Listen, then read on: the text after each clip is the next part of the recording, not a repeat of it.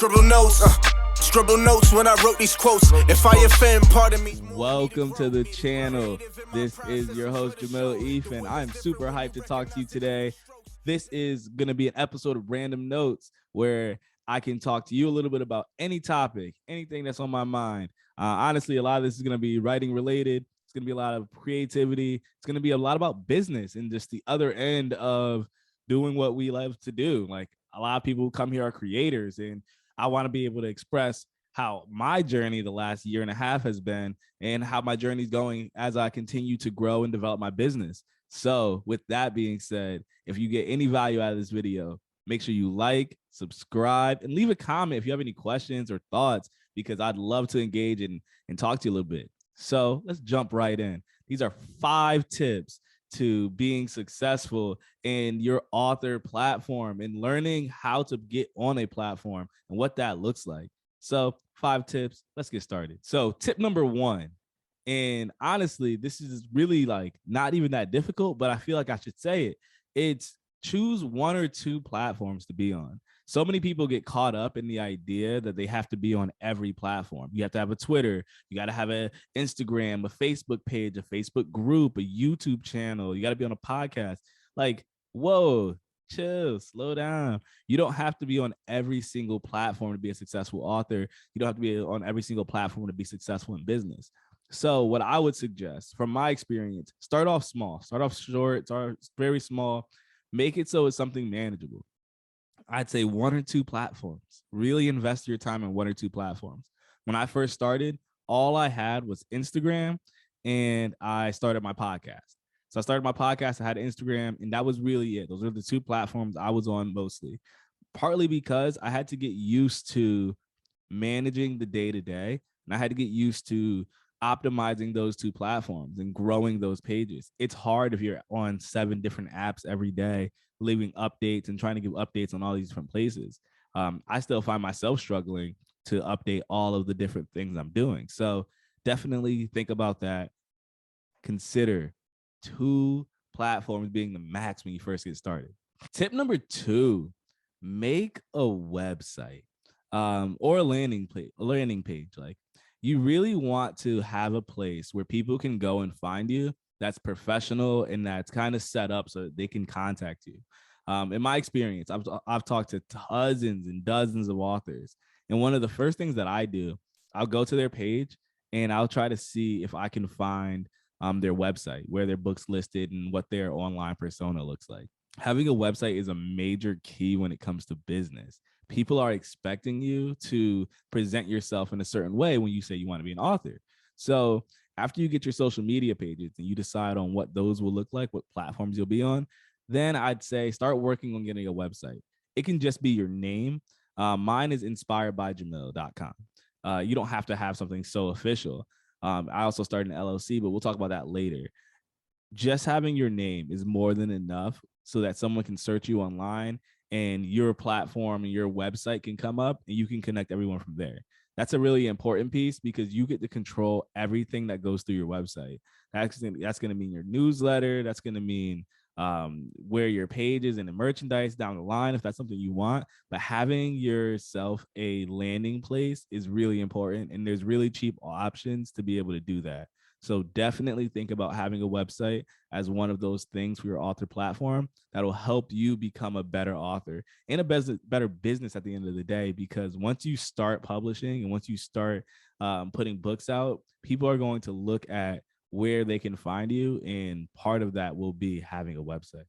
The 3rd tip, and this was really like a free, easy tip, and I don't know why more people don't do this, but when you start to get more and more links and websites and pages and books and things like that you want to get people to, make a link tree.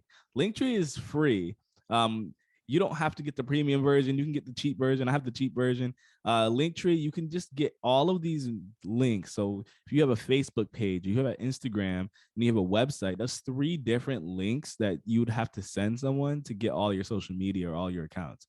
Or you can send them one Linktree. So I always suggest getting a Linktree because that's just an easy place to send somebody and an easy thing to just say, hey, you can just go right there and you can click on this and get all of my stuff. Like, just do that.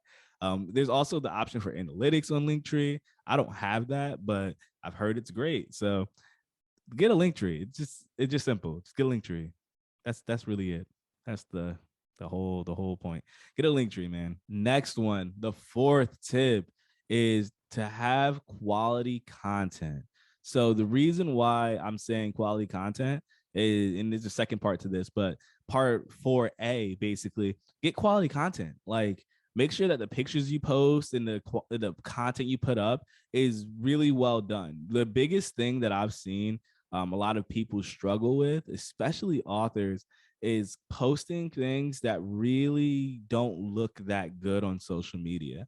Your social media presence will determine a lot about you and a lot about how people perceive you. So the better your content, the cleaner it is, the more professional it looks, the easier it is for someone to say, oh, I want to have them on my show, or I want to bring them on my podcast, or I want to work with them and do something. It's a lot harder when you look at someone's platform and it's like random this and like really bad quality picture or really terrible selfie. Like, if that's your brand, that's your brand.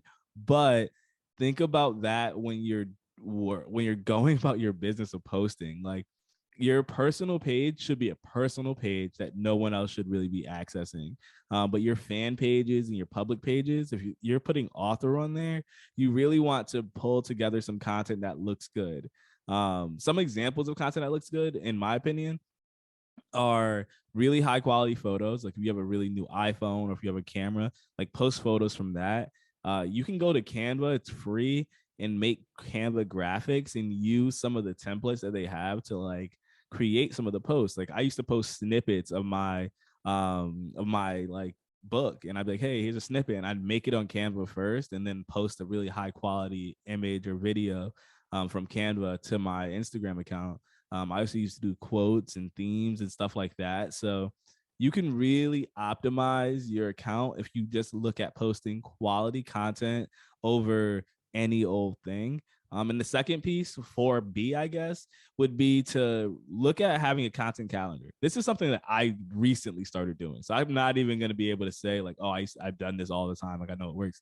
But having a content calendar is something that I was slipping on. Like, I was straight up slipping. Like, I did not see the value in like outlining what my week would look like as far as posting on social media. But it helps so much. And what I'll say is this: a content calendar will give you a clear direction for what you should be posting and when you should be posting each day. So when I have my Scribbled Notes interviews go up on Thursdays, I know that on Thursday, I'm not posting to my Instagram account. I'm posting to my story a link to the Scribbled Notes podcast. I know I'm going to my Facebook page and then posting up the YouTube video and the link to the Spotify and Apple podcast. Like, I know those things because I have it on the calendar already to do. And then that helps me for like my Friday post, which I know will be a recap of the week and all the things I've done. And it's going to be a reel on Instagram. So like, I know that going in, which then helps me for the week as I prepare. I don't have to come up with what the content will be. I already have it outlined and already have it planned. Even the same thing on Sundays. Like, I have a Sunday plan for podcast and what my links will look like and all that stuff. So come up with a content calendar, make it really clear for yourself. And it also keeps you on track week to week to make sure that you're updating your audience and your fans, that you might be growing, because even before you release a book, you'll be growing fans. Even before you release music or whatever content you're releasing, you're going to be growing fans as people get to know you more and get to see your presence on social media as you go through your journey. And tip number 5, and the last tip, is add value. So this is an area where like I really started to think about as far as my author platform went. Add value. Find ways to give people something instead of taking away. Like, you're not going to become famous overnight, and if you do, then kudos for you. Like, I'm happy for you. You did it. You don't got to talk to me no more. But for like most of us, we're not going to just become famous overnight. So add value with the content that you give.